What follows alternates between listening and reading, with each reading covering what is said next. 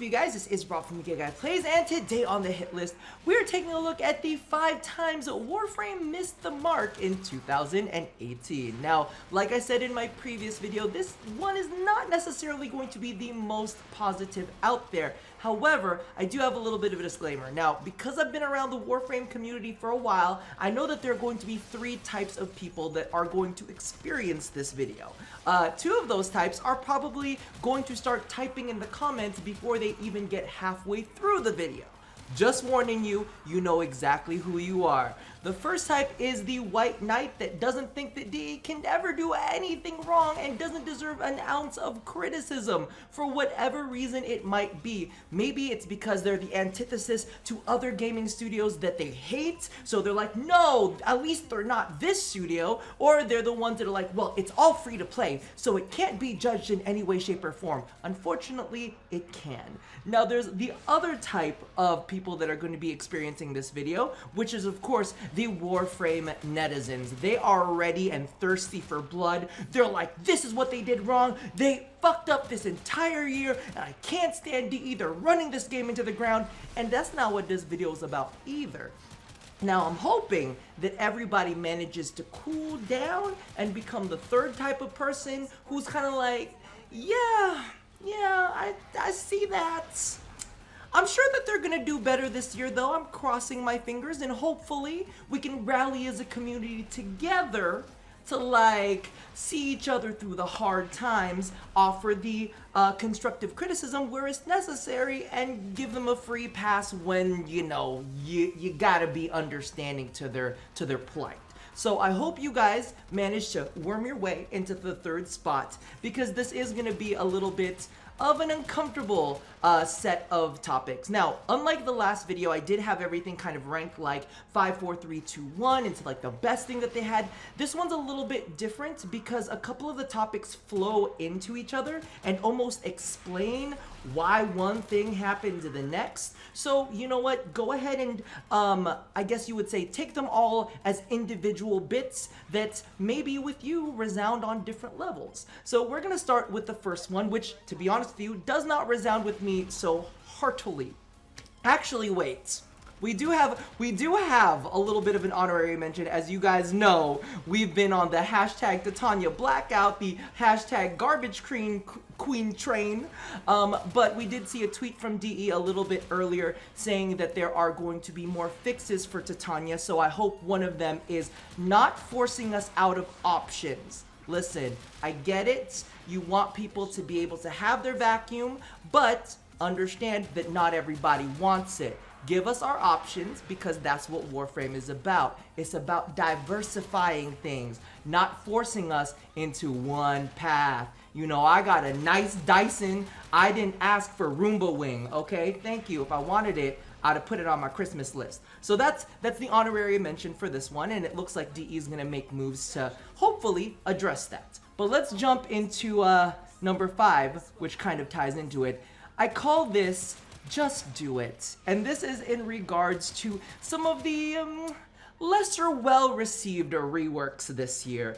And this is the one that I have to say, you know, I don't necessarily resound with this as much, because I get that they can't always do the most.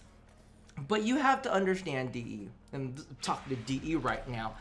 We have Warframes that are like literally invincible. We have Warframes that completely change the mechanic of the game. They can force slash procs now. We have Gara with infinite scaling shielding. We have double companions with Korra. We literally have, like, look, we got Wukong, we got Revenant. Revenant can recast his abilities. Wukong's Defy is just on. I'm like saying, I don't understand why we can't just make Zephyr fly. Can we just make Zephyr fly, please? In 2019, hashtag let Zephyr fly. And on that note, also the same thing goes for Vauban. Why do you keep giving him the same kit every single time? I don't understand. Now, me personally, okay, I'm gonna say I don't feel as strongly about these items as I do with some of the other ones on the list. But the thing is, DE came out with some banging reworks last year. They did some damn good work on those reworks. So when you see some of these ones, you're like, But what happened to you? Why did you get shafted? Because here's the thing. Remember when they added invisibility to Excalibur Super Jump? Right? They're like, ooh, Excalibur Super Jump is gonna get invisibility and that's gonna fix all the problems. So y'all thought that charging up Vauban's Tesla was gonna fix Vauban's problems. It wasn't. It didn't do anything to change anything about Vauban. Maybe some lower level enemies are slightly afraid of him now. Ooh, but legitimately, I didn't understand where they were going with that. So for me, number 5 is just do it. Just do it big with these Warframes that you kind of shafted on their reworks. Just give it to them, because y'all have gone crazy on some of the other Warframes. Just be crazy with these ones too. It's all about the power fantasy in Warframe, and this is not literally charging for pooping position to hover in the air when Garuda can now hover during her abilities. Y'all cold to Zephyr. Oh. Now moving on to number 4, which ties into number 3, and I guess number 3.5, it's a complicated mess. I was going to divide this one into a couple different ones, but number 4 I call your eyes are too big for your mouth dilemma. Now for those of you guys who've never experienced a buffet, sometimes a lot of people see this big buffet and they go in and they get their plate and they start piling everything on it, and then they start like eating through one thing and then they eat through a little bit of the next, and they're like, oh, I'm really full. See, the thing that I love about DE is like, we're ready to take everything on. We've got some great ideas, thus digital extremes. And then slowly but surely they're like, oh, but we can't do it. We can't do it all though. So this year we saw things like Damage 2.5. They wanted to go ahead and rework the IPS systems, which who knows, maybe they still want to, but clearly it was a very big task that, you know, they had to sink resources into, right? So they're working away and then absolutely nothing comes of it. You're like, oh, well, it didn't work. I'm like, you spent a lot of time on Damage 2.5. Not only did they spend a lot of time on Damage 2.5, they had a lot of the community worried about what was going down with Damage 2.5. And we might see something down the line, but legitimately, we were all like, oh, what's gonna happen to like Hunter's Munitions? What's gonna happen with this slash proc type of weapon? Yada, yada, yada, so on and so forth. We're all quaking our boots. And you know, they're putting in this work and then just, oh, we're just, no, we take it back, y'all. We take it back. It's cool. It's cool. We're not even stressed about that one. Now I'm gonna move into one that's a very touchy subject. And I don't think that many Warframe YouTubers have talked about this one, because it's still a part of the, you know, your eyes are too big for your mouth dilemma, and this actually stretches past Warframe. This is actually something that happened to the developers, which of course are DE. Well, they tried to develop another game, which was called The Amazing Eternals. Now, me personally, I had a lot of fun with it. It was basically kind of like an Overwatchy game. They had really cool characters, really fun ones. If y'all are in here and y'all played Amazing Eternals, you were part of that beta type F, in the comment section, you know, with your comments, let me know how you feel, if you feel sad about that too. But the thing about Amazing Eternals is legitimately, they pulled some of their Warframe staff off of Warframe and moved them to Amazing Eternals. Just being frank with you, I knew several of those staff members. I had a crush on at least one of those staff members, maybe two. I'm not gonna say anything, but I knew that they had pulled off some really strong team members. Now the question is, did they replace those team members? Did they have anybody else step in? And did they have somebody step in that has as much experience with Warframe as these team members did? I don't know. But the thing is, they did pull resources from Warframe to work on Amazing Eternals, and again, their eyes were too big for their mouth. And Amazing Eternals didn't do as well as I'm sure that they hoped that it would, but again, that is a part of the development cycle that they took away from Warframe. And thus, it leads us, and so let's just say, Amazing Eternals, the effort basically turned into a zero sum. That all dissipated into nothing as well. And trust me, there were many efforts that DE had done this year that, you know, they just really got hyped over, And even when it came down to Fortuna, they're like, oh my god, Fortuna, we're gonna have all of this and all of that and yada yada, and they're like, well, we gotta break it up into parts for you guys. Because if we don't break it up into parts for you guys, we're never gonna get it out to you. So yet again, you know, DE has to be like, all right, we put too much on our plate. We need to like just focus on chunks and release those chunks, which leads us to the number 3 miss for DE, and that is the content drought and the death of quests / lore. So like I was saying, the too big for your mouth drama or dilemma was basically them just getting too excited, wanting to do too much at once, and basically wasting their resources on things that didn't come into fruition, or realizing that they have to break things up into little bits. And that's kind of what contributed to number 3, the content drought and the death of lore. Now, it hurts me. It hurts me real bad, because how long did we have to wait for Korra? Korra was pushed super far back because of the fact that they were trying to work on damage 2.5, and that they really, like, I hate saying it, but like wasted a lot of their time trying to do all that. And then Korra just kept getting pushed back and kept getting pushed back. Now here's the thing, if Korra was getting pushed back so that they could do like a full out, you know, quest for Korra, maybe something on the plains for Korra, that'd have been cool. But instead, their resources were allocated elsewhere. And listen, if any DE staff like is hearing this and they're like, Rob, that's not how it went, that's not the issue, please feel free to DM me, let me know, I'll correct myself. I'm happy to, you know, say if I'm wrong about something, which, you know, a lot of people don't seem to think that I can, but I do. It's just that I'm not wrong very much. But anyway, no. So all of that got pushed back due to damage 2.5. We didn't get a quest out of her. We didn't get anything. She was just like, here's surprise, she's in ESO, figure it out. And I'm like, oh, well, I thought she was on the plains. The fragments from the ghouls said she was here, but she's not there. So I'm like, I don't understand. So it was very disjointed the way that she was introduced in, right? So that also kind of goes for Garuda and Baruch. There are no quests for either of them yet. And a part of me really questions how the workload kind of ended up getting distributed, and if, you know, the eyes were too big for your mouth dilemma kind of contributed to the fact that you weren't able to work through the quests and the other bits that you wanted to go through. Now, keep in mind, the characters in Fortuna are absolutely amazing. Their storylines are like brilliant. You really start feeling for these characters. However, one of the biggest things in your games are your warframes. And as much as we get attached to the characters in Fortuna, we also want to get attached to the storylines that come with our warframes.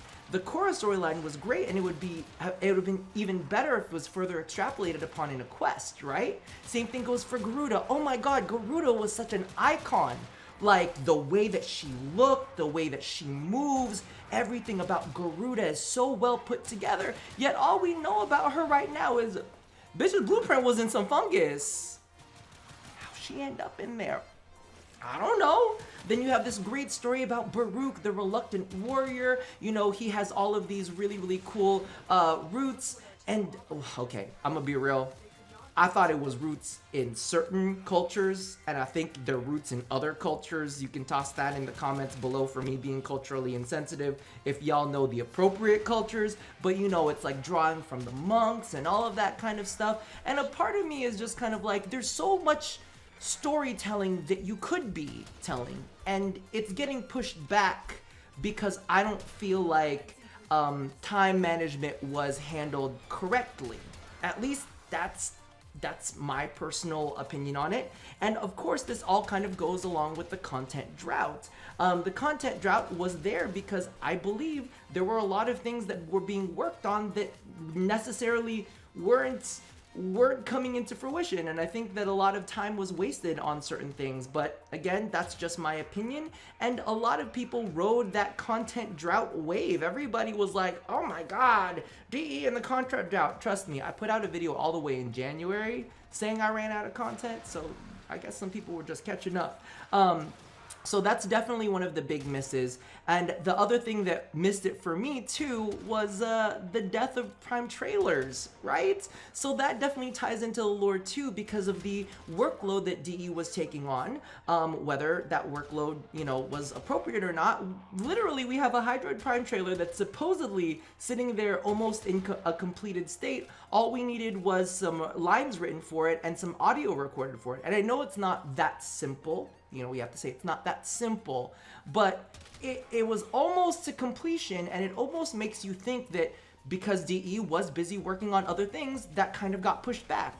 And because that got pushed back, it almost feels like all of the other prime trailers that came to follow got pushed out of the wayside too. They're like, well, we fucked up on the Hydroid one. We're never going to be able to release that one. So that'll just kind of be the bottleneck. We can't do until we get the Hydroid one done, we can't do the next one. And then after we do that one, we can't do the next one until the next one's done. And it just kind of turned into this whole domino effect. And boom, we have the death of quests, prime trailers, and we have our content drought sitting at number 3. And that definitely, like, as I hate to bring up the word vet because some of y'all get triggered off of it, but you know, as a vet, it's kind of hard to see that go when that was something that was so iconic for you as you were growing with Warframe. Now, moving along from that, this is completely separate from those two, but number 1 can kind of go along with number 3 we'll talk about. That's why I'm saying all of this is like even leveled. They're different for everybody. But number 2 is the difficulty dilemma. You guys have been hearing this for ages. You have been hearing it from me in a certain aspect. You've been hearing it for people like Life of Rio in a certain aspect. The difficulty in Warframe, where? Now, there are some people that, you know, really like to push the endless game modes and all of that kind of stuff. I'm a very strong believer in just give it to me now. Just give me the difficulty now. And we had that for a hot second in Venus. And then you know, we were playing Venus. I was like, oh, I'm getting my butt whooped in Venus. I was like, I can't just blindly play through this like on stream, like talking to everybody in chat. Oh, I'm dead. You know, it's one of those things where I'm like, oh, I actually have to pay attention to this now. And then they made it easier. Now, here's where a little bit of the drama lies. We're just going to say this. A lot of people were saying that they were making it easier because DE had allocated funds to some very popular streamers that were getting their butts whooped and making the game look bad. So they had to make it easier during that time period in order to do. That's conspiracy theory.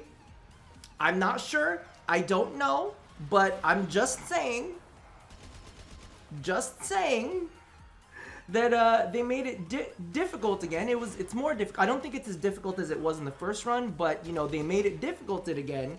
And then after they made Venus difficult, they made the boss like scarily easy. Like what? So what is happening here? We got difficult, then we made it easy because, oh, we're so sorry, you know, we made it easy. And then they made it difficult. It was like, oh, you wanted difficulty. Okay, so we'll give you back your difficulty.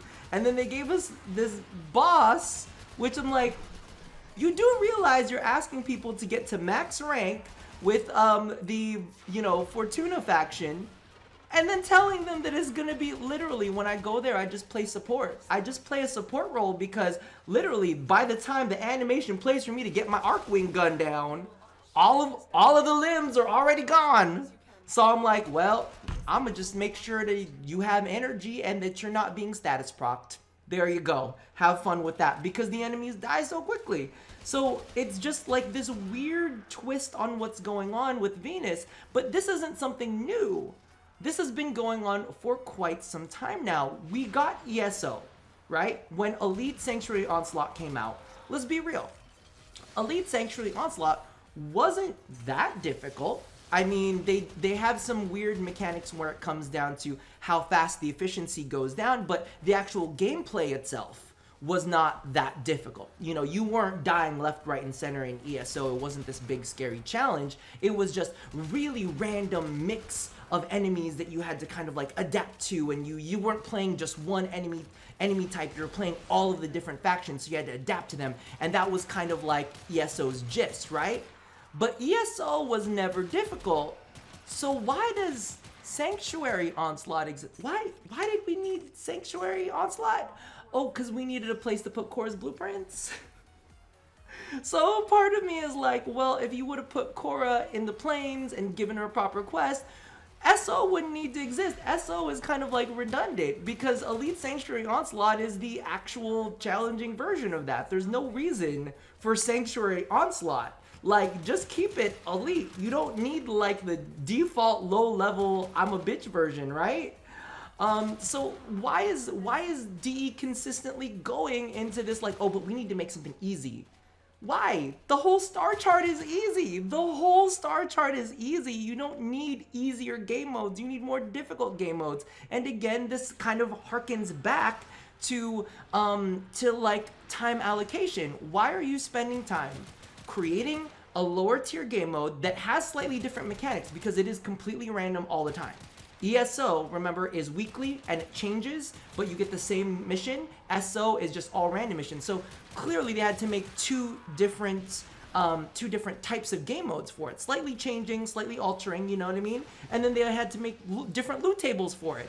And I'm like, but why allocate time to that when you only really need one? There's no reason to need two. And then of course, we can even go into arbitrations. Now this, okay, this is conspiracy theory time. This is something that I have not tested out personally, so I'm raising the red flag on this. However, I've had a lot of people report it to me and say that this is the case. And my own personal feelings about the game mode itself would kind of validate it. But again, red flag, I'm just saying this is what I've been told. This is what I've been hearing from many different sources. I'm not saying that they're right because I haven't played it I've played it, but I haven't sat down and researched it myself. But arbitrations is supposed to be our hard mode, right? Arbitrations, you get one life. You got one life to live, boo.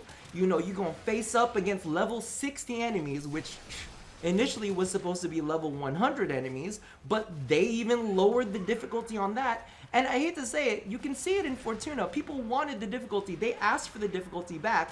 So why are we getting a level 60 game mode, right? But anyway, I digress. Level 60 game mode, straight out of the gate, great, fantastic. They're all, what do you call this? Escalating game modes. They're all endurance modes, right? One life, and that's it. And they have like some difficulty factors. In some areas, it's 2 rounds. In order to get it, another one, instead of 5 minutes, it's 10 minutes, yada, yada, yada. You know, life support doesn't regenerate as much, whatever. I'm going to be honest with you, playing arbitrations isn't very difficult, and I know that there are a lot of players out there that don't find it difficult, and the big reason is, and again, red flag, this is just things that people have told me, consistently people have told me this, is that the spawn rates are actually lower in arbitrations, and that the scaling is actually lower in arbitrations. So from what they are telling me, and they could be lying through their teeth, and if they are, shame on you, shame on you. But it's like saying, all right, you're supposed to give us this challenge mode, but you're slowing down the spawn rates and you're making it so that enemies don't scale up faster. It's supposed to be a challenge. It's not supposed to be easy. It's supposed to be difficult. So why are you making everything so easy? And clearly when they came to Fortuna, one of the things that we showed as a community is we want challenge. We give us the challenge. We want to fight through it. We want to prove to ourselves that we can be better, right? So that definitely is one of the biggest losses, at least in my eyes, one of the biggest misses for DE. We told them we want difficulty. We tell them repeatedly we want difficulty, but they for some reason give us like dumbed down versions of things all the time. And I do not understand why. I have my own theories, but you know, y'all get pissy when I talk about them.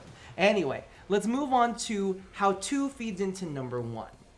Now, number 1, so number 2 was the difficulty dilemma.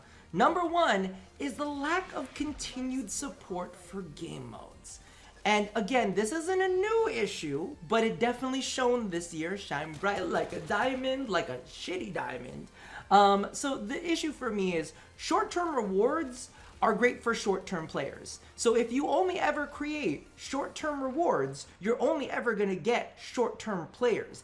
That is why you don't have a great lack of player retention. That's where Warframe is losing out. They don't continuously feed these game modes in order to retain the players. They think we're gonna drop down this game mode, everybody's gonna love it, and we're gonna walk away. And I'm like, I've been playing this game mode for like a week straight because I love the game mode, but you haven't given us anything new for the last how many months? So the issue is here, if you don't continuously sustain these game modes, people aren't going to be retained, and all of your veterans are going to go play Anthem. Like, I'm about to pre-order that shit. I don't care if y'all are angry at BioWare, I'm picking that shit up. But yeah, so you have to really think about it. When was ESO's last, like, loot update? Oh yes, it was the Peculiar mod that inflated enemies. Which, I'm not hating on Peculiar mods, because I think Peculiar mods are fun. Just putting that out there into the universe. But, when we go get another Peculiar mod? Like, y'all picked up Peculiar mod, you're like, oh my god, it's such a fun thing. Here, have 2. That's it. And the game mode has not been supported since. Right? And then we see things like arbitrations, and y'all know arbitrations was my baby. I was like, ooh, finally a challenge, something hard, something difficult. I'm like, yes, I love it. And then we have no more Vitus Essence rewards. Number one, we got shitty Vitus Essence rewards. We got a little mini Chucky man, little Chucky arbitrations man to put in our ship. Little Maleficent earpieces thing, which, you know, now we have the primed operator pieces, so I ain't gonna see that. We got some little glowy bits to put in our ship. I don't want ship decorations, DE. Give us weapons. Give us mods. Give us something good in there. Because legitimately, if you're not gonna give us rewards in a game mode, I mean, great, the game mode is fun, but why are we gonna play it if there's no rewards? And I hate to say it, but when people say stupid things like, reward is playing the game. Reward is playing the game. Okay, that's fine. Then don't get any credits at the end of your mission. Don't get any Indo at the end of your mission. Just keep playing the game like that forever. Don't worry about getting new Warframe blueprints. Don't worry about, no, playing the game is the reward. You should be so lucky. No, rewards drive you to progression, okay? We all want to be rewarded when we play the game. That's why the Kuva Survival was such a great game mode. But yeah, so we need continued support for game modes. That's exactly why freaking Arcwing died. All of the Arcwing players out there were like, well, we want more Arcwing, but you're not giving us anything for Arcwing. So instead of letting those Arcwing players thrive and grow and, you know, help the rest of the community become better at Arcwing, you just kind of let it rot on the vine. So that's definitely one of my big issues, and I think that's one of the biggest issues in Warframe, aside from the difficulty dilemma, but that is kind of like what one leads into two. So I hope you guys kind of get the gist of where I'm going with this. I'm not holding down little petty things except for my mini little garbage queen disclaimer at the beginning of this. I want to look at Warframe in the bigger picture. I don't want to look at like, oh my god, this Warframe, its percentage base should be a little bit higher by adding this to that, and if they did this percentage a little bit more. No, I don't want to look at nitpick like little things of things kits. I want to look at the bigger scope of Warframe. So if you guys have anything that you think DE definitely missed out on big time, and when I say missed out on, like I said, don't do the little nitpicky things, look at the big overarching issues that Warframe is currently having. You know, I understand the whole Zephyr hurting real bad kind of thing, but again, you know what I mean? I think that there are big issues where it's like, DE, if you're gonna do a rework, do it big, right? But that's my personal feelings. Let me know how you guys feel down in the comments below. Also, do your best to be constructive, and if you're white knighting, do your best to try to see this as not necessarily a way to hurt DE, but a way to make them better. Because that's all that we're really here for. We really want to just say, hey, listen, these are the issues. Hopefully, you guys see that these are issues and you'll fix them, right? all positivity or positivity. Regardless, that about does it for me for now. Leave your feelings down in the comments below, unless you're gonna be a jackass about it, especially if you're a jackass to me. So as always, love somebody, hurt nobody, and touch your body. I'll see you guys next time. Bye bye.